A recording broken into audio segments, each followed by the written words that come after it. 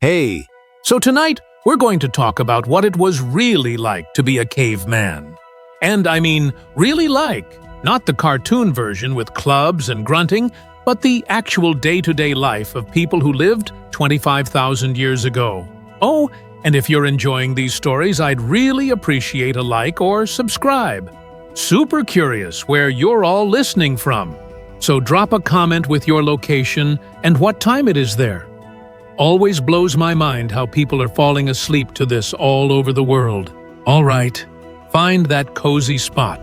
Take a nice, slow breath. Let your body sink into whatever you're lying on. We're heading back to the Paleolithic period.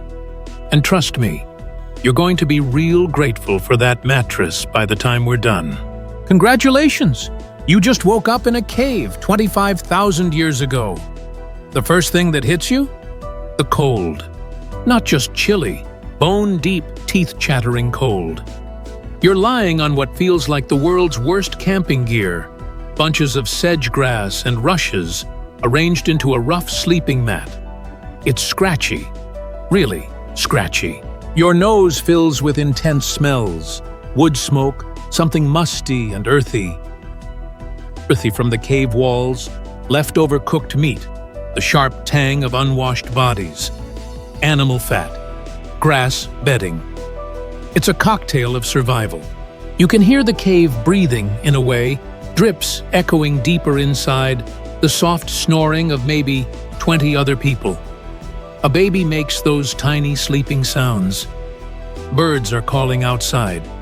Something rustles in the brush. Your body aches, like really aches. Yesterday was a full day of walking, hunting, gathering. Your feet are tough as leather, still sore. Your back? Stiff in that way it gets when you've slept on stone every night of your life. The good news? You're alive. The bad news? Pretty much everything else. Let me back up. You're not a cartoon caveman grunting around in skins. You are incredibly skilled. You know hundreds of plants. You can track animals by a bent blade of grass. You make fire from scratch. Your stone tools? Sharper than steel. As your eyes adjust, you see them. Your mate and children nearby. Your parents, cousins, a family cluster around the fire pit. 23 people total. Pretty typical. This is your world. The fire is everything. Right now, it's just glowing embers. Someone stayed up, feeding it with care. Just enough to keep it alive. Starting a fire from nothing? Hard. So you don't let it die. You push yourself upright. Your joints protest. Your hip pops. Your bare feet touch cold stone. Others stir. Someone yawns, a big, jaw-cracking yawn. Someone else stretches and groans. It echoes. Carla, the best tracker, is already checking her tools. Brune, kind of the group's leader, is tending to the fire. The fire pit? A stone-lined hollow, passed down for generations. You can see the char marks, the smooth work stones, a history etched in heat. You kneel beside Brune, thin birch bark, dry twigs. You build the shape, blow gently. The embers brighten, smoke rises, flames catch. The fire grows, children stir, drawn to the warmth. Food is on everyone's mind. Last night's deer, not big but enough. Some nuts, some berries. But today's question is always the same. What do we eat? And how do we get it? The day starts from scratch. No traces of civilization, no deliveries, just the routines of primitive life. Someone fills a water skin from the nearby river. Cold, clear water, carried in dried animal bladders or carved wooden bowls. Another prepares some of yesterday's leftover meat on a sharp wooden stick over a fire. Not real cooking, just Stone Age style reheating. But, simple as it is, it's a feast. There are no formal meetings or screens. just quiet conversation around the fire, but the outcome determines who lives and who doesn't. The hunting party will head east, following the tracks of a deer seen yesterday, and the gathering party will explore the forest for anything they can eat. Gathering is just as important as hunting, and it's even more reliable. But you need precise knowledge. Which mushrooms are poisonous? Which roots are nutritious? Where to find eggs? This is Stone Age Google, human memory. Gathering is just as important as hunting, and it's even more reliable. But you need precise knowledge. Which mushrooms are poisonous? Which roots are nutritious? Where to find eggs? This is Stone Age Google, human memory. As the fire heats up, everyone begins examining their tools. Spears are being adjusted, clothes are being sewn, and knives are being sharpened. You sit and carefully resharpen your stone knife. Every stroke must be precise.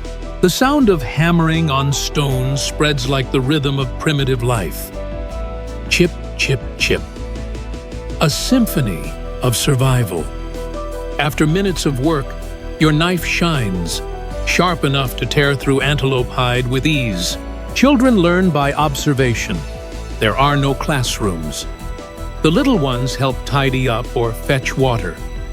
A baby cries, and its mother breastfeeds it while she packs her things. Yes, multitasking was invented 2.5 million years ago. Before leaving, there's a primitive ritual to check the weather. Brune, the leader, heads out with 2 hunters toward the cave entrance. They watch the clouds, smell the wind, listen to the birds. Everything gives information, and there's no room for error. The weather is right. You gather your tools, a knife, a digging stick, a strand of fiber, a firewood wrapped in bark. You carry everything you have in your hand or on your waist. The gathering team assembles. The 8 are ready for a new day of picking up life. Your clothes are carefully crafted. Reindeer hide pants, a simple robe, grass-stuffed boots, and a heavy coat for the cold. No buttons, no pockets, just bone laces. No modern crafts, only handcrafted skills and hands that know the work. You look out of the cave into the endless forest. There, life awaits you, and danger. Snakes, poisonous plants, giant animals. But you are prepared, as you are every day. The world outside the cave is beautiful and deadly. Cliffs, rivers, sudden storms, strange tribes, and everything could kill you if you're not careful. You take a deep breath. The smell of the jungle is damp, alive, saturated with animal tracks. No pollution, no cement, just the fresh air of Earth's dawn. You walk along a smooth trail trodden by generations, a familiar path from the cave into the heart of the forest. Carrying your digging stick and your leather bag, you are ready for another day of survival. Behind you, hunters inspect spears and exchange rare arrows. Ahead, the gathering team creeps quietly through the trees, their ears and eyes alert. Everyone knows what to do. The game of life has begun. The forest swallows you up gradually, dense, towering, ancient. Light filters through the branches in golden threads. The ground beneath you is spongy with decaying leaves. And the sounds, birds, branches, the whisper of the wind. Kisa, the plant expert, whispers your name. I found something. You walk through the hazel bushes toward her, and she's kneeling next to a plant with heart-shaped leaves and tiny white flowers. Wild garlic. Food and medicine in one. You use your fire-honed, pointed wooden stick. You dig through the soft earth and pull out wild garlic bulbs. Small, shiny, fragrant. Kisa tastes one and nods approvingly. Strong. The forest teaches without books. You have to know when to eat mushrooms and when to leave them, which berries are poisonous and which are sweet. Sometimes the difference between life and death is in the smell. the color, or the shape of the stem. After an hour of walking, Toma calls out from a stream. His voice is unusually excited. She quickly heads towards him and finds the treasure, a wild beehive in a huge oak tree. Getting honey is like trying to steal treasure from a sleeping dragon. Toma, the best climber, will climb. You light a fire to make smoke to calm the bees. If things go wrong, everyone is ready to run. You gather dry wood and green leaves to produce thick smoke. It should be enough to calm the bees, but without burning the tree down. The tension is palpable, but there is hope. The honey is worth the risk. Thick white smoke rises into the beehive. The buzzing subsides. Toma removes some of his clothes to avoid being stung, then begins climbing like a pro squirrel. What athletes take decades to train for comes naturally here. Toma puts his arm into the tree up to the elbow, feels the honey, smiles. Slowly, he pulls out the first piece glowing with golden honey. From below, everyone gasps. First success! 3 bites of honey, all safe. No greed. Toma descends quickly and gracefully, just a few stings, but he smiles. Honey is liquid gold. You take a small piece and put it in your mouth. An explosion of sweetness. No chocolate, no sugar, just the magic of wild honey. Your body is refreshed and your soul dances. After the harvest, the journey continues. The sun rises, and the air is filled with the sounds of forest life. Each step is a mixture of concentration and contemplation, as if nature is guiding you. A break by a clear stream. Drinking from your hands, the water is cool and clear. Lunch, some berries and nuts, a small dollop of honey, and every bite represents a real effort. The food is tough, but your body knows it. No added sugar, no spices, but it truly nourishes you. Your muscles are tight. Your senses are alert. Your mind is calm. You are a primal version of the perfect human. After lunch, join Denny, the tribe's top botanist. She teaches you how to treat pain with bark, stomach aches with catnip, and wounds with the right plants. Wisdom is in the forest. No hospitals, no medicines, just a deep understanding of plants. Willow bark, primitive aspirin. But despite the science, the danger remains. A small cut could kill you. Life isn't easy, but it's full of knowledge. The day doesn't end. It just keeps going. Your bag is heavier now, full of plants and hope. The sun is descending, and the forest light is getting warmer. A new day, a new knowledge. The sun's rays are slanting, and your muscles are feeling tired, but the good kind. Your legs are a little heavier, your hands are stained with juices and plants, but inside, relaxed. This is a very successful day. Denny chirp, time to go back. Nobody likes to be in the woods after sunset. Wildlife begins when the sun goes to sleep, returning by a new route as usual. Towering beech trees like architectural columns. The ground is covered with precious beech nuts. Time is short, but this nutritional treasure cannot be missed. The sound fades away.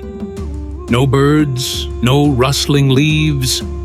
Denny grips her stone dagger quietly. Everyone freezes. There is something coming. Among the trees, a herd of deer. 5 adults and 2 young. Huge, majestic. One of them is looking directly at you. A silent moment between 2 species. The deer leaves peacefully. Denny smiles and gives the good luck sign. We continue walking, both smiling. The road climbs, the fatigue increases, but with each step, the smell of the wood fire grows stronger. We are close to home. From the top of the hill, you see the fire, you see the people, You hear the children. There is meat cooking. There is life. You are home. The children run to greet you. Did you bring berries? Nuts? Honey? Little Mira grabs your bag and begins investigating immediately. You settle down by the fire. You empty your bag. Plants, roots, nuts. Each item is a small victory. Your hands have crafted another day of survival. The meat is cooking. The hunters tell the tale. We saw the tracks first. Then we followed them, step by step. Everyone adds a sentence, corrects a detail. These are tales of survival. As you arrive at the cave, your body's redolent with dust and success. Smoke from the barbecue rises, and the aroma of roasting venison fills the air like a Netflix ad for primitive gourmets. Children run around like Christmas has come early, and Toma shows off a bee sting on his bum like it's a badge of bravery. Everyone empties their bags, and the spoils are displayed like a live cooking show, to the amazement of the adults and the screams of joy of the children. In the corner, Rana runs a Michelin-starred stone kitchen, a pit oven and burning rocks, preparing venison like a celebrity chef on a TV competition. Everyone cooperates. Some grill on skewers, some wrap the meat in leaves, and others taste it prematurely, just to be sure. When the golden honeycomb is uncovered, eyes explode with a sparkle like opening a treasure chest. Children jump with joy, as if they've seen chocolate for the first time. Toma stands proudly, his tongue sticking out. Yes, I brought the honey, despite my stings. The taste? Natural sugar that transports you to a new level of primal bliss. When the feast begins, everyone takes their portion with all the ritual. Grandma Sana gets the best piece, the children get the honey. The nursing mothers head the line, and everyone chews with relish, even if it requires professional jaw muscles. The scene is a cross between a family barbecue and an episode of Survivors. Dinner's second stage. Rana uncovers the stew of venison buried in the stone oven. Steam rises, and the aromas fill the air, forcing the sleeping Bourgogne to wake up with a sigh of hunger. The meat falls apart like magic, and little Mira whispers, "This is more delicious than anything I've ever dreamed of." Amid the firelight and the dancing shadows on the walls, fatigue begins to color faces, and the children sneak in to sleep next to their mothers. Sana recounts the story of the last hunt in a soft voice, and everyone relaxes with a feeling of, we survived today, and we'll try again tomorrow. A rare moment of peace and happiness. In the middle of the cave, the air is warm, and the fire dances gently. Everyone is gathered around the feast, like a huge family gathering, only without a table or plates. Each person is holding a piece of meat or a handful of nuts, talking excitedly about their day. Even the little children, tired from playing, insist on staying awake to taste the precious honey. Grandma Sana, the eldest member of the group, begins a story about a great winter that nearly froze everyone's noses. The children sit in astonishing stillness, their eyes wide, their ears attentive. The story turns into an economics lesson. Don't eat all the walnuts at once. Rana, the genius chef, opens her stone oven, which she made with leaves and burning stones to bring out melt-in-the-mouth meat. The crew gathers around it as if they were at a movie premiere. The meat is evenly grilled, and the taste? As one of them puts it, wow, real meat. After dinner, everyone begins their strange hobbies. Jurek carves a spear as if he's designing a race car, and Kessa grinds seeds as if she's making a primitive birthday cake. No Netflix? No problem. The burning pit is the screen, and the gadgets are the entertainment. Grandma Sana transforms into a doctor, teacher, priestess, starting a natural medicine class. This tree? Headache. This root? For childbirth. This? Don't touch it, it'll make your ears dance. The new girls jot down notes. In their heads, of course. Brune gathers the children to teach them the art of rope making. At first, the results are disastrous. A knot on the nose, a rope that unravels on its own. But after laughter and attempts, the picture begins to improve. Brune proudly says, "Now you can tie a deer's legs on the first try." The fire is dying down, the conversations are fading, and the air is getting cooler. The children are sleeping wrapped in furs, and the adults are getting ready for a well-deserved sleep. Today was full of life, fatigue, laughter, and stories. And tomorrow, a new adventure awaits in the forest. The inner entrance to a cave, lit by fire. Primitive cartoon characters stare in amazement at the graffiti. A child sneezes amid a splash of dye, exploding into a cloud of color that colors everyone. A primitive artist blows pigment through a bone, but instead of a drawing, his colleague's face is suddenly stained blue. The other stares in artistic amazement, then smiles. Figures whisper, and the voices inside the cave echo strangely. Everyone starts singing and laughing, and a child shouts, "I sound like a bear!" The tribe moves sleepily. Some stumble. A child tries to steal the best sleeping place, but the grandmother watches him and makes a sudden move to stop him. Two characters fight over the fur closest to the fire. One falls into a haystack. A child sits triumphantly on the best fur. A man sleeps by the fire, his mouth open and his head tilted. A small child crawls quietly to light the fire with a small stick. Everyone is asleep under the furs. The fire is glowing softly. Cave drawings are clearly visible in the background. Someone is snoring a musical tune. After the fire has died down to faint embers, everyone lies down under the furs as if wrapped in warm sandwiches. Silence descends. But not for long, because thoughts begin to fly. As your eyes drift off, you suddenly feel like you're no longer in the modern age. Your Stone Age mode has been activated. You've officially become a caveman. Think of your caveman ancestors. They had no Wi-Fi, no office chairs, and yet they were geniuses, knowing every plant in the forest and every sound in the wind. And here you are, barely knowing how to cook an egg. Our caveman ancestors lived a life free of bills and food delivery apps. But they knew true happiness. A roaring fire, close friends, and a belly full of venison. You feel like you're about to fall asleep. Your muscles relax, your breathing slows, and the fur around you feels like a luxurious blanket from a 5-star hotel with stones. You dream that you're running after a mammoth while holding your dinosaur bone spear.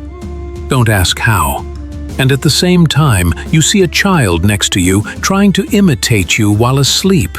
As the fire turns to warm ash, you feel something strange. Despite everything that has changed, the atmosphere remains the same, the feelings the same, and the old desire to survive and connect. As the last embers glow shyly in the heart of the cave, everyone is wrapped in a vortex of fur and sleep. But you, unlike them, have embarked on a philosophical journey. Am I just a caveman with Google Calendar, you ask yourself, staring into the darkness as if you were writing a book on inner anthropology? You begin to realize the shocking truth. I am them. Your face gradually changes into that of a caveman, then returns to normal like a magic mirror. It's as if you're the hero of a science fiction movie, who suddenly discovers he has the mind of his primitive grandfather. While people are asleep, you begin to see ancient life superimposed over your modern life. Stone tools become telephones, grilled meat becomes pizza, and the cave becomes a modern cafe. And everyone acts as if this is completely normal. Amidst this contemplation, you realize that your ancestors had nothing. And yet they knew everything. Where to find food, who needed help, how to make a knife from a rock and a teapot from mint. You imagine them solving their problems face to face, without email or Zoom meetings. Two people argue over a piece of meat, then make up with a primitive dance and a look that says, "Let's start over." As you fall asleep, you imagine their simple dreams. A dream about a giant rabbit, or a dream that grandma made a tent out of cheese. No worries about emails or taxes. Just wild imaginations and deep sleep. With the last glow of the embers, you feel like you're not just an individual in this age, but an extension of a human chain that began with the first spark of fire. You lie in peace as if you were the hero of an ancient novel, only instead of a sword, you're holding a bone toothbrush.